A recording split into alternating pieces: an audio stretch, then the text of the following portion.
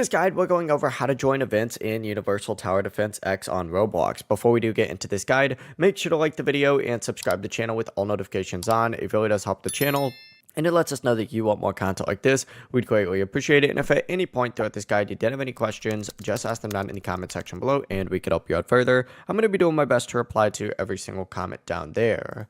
Now, first things first, you do need to open up the game and you need to look for the events button or the event section on the screen. And essentially what you need to do, and this is really even before you open up the game, you need to look on the game page, is just scroll down, you'll see event, and then you could see join event just like so on them. You can also hit notify next to other events if there's one that's not currently going on, so that you get a notification as soon as the event goes live.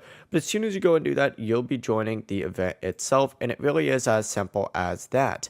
If an event is already happening, you don't specifically have to select join event. If you just join the game like normally, it'll just put you in no matter what. But that's the full process. If you guys had any questions, ask them down in the comment section below and we can help you out further. I'm going to be doing my best to reply to every single comment down there. Before you do leave this guide, make sure to like the video and subscribe to the channel with all notifications on. It really does help us out and lets us know that you want more content. Have a great rest of your day though. Peace.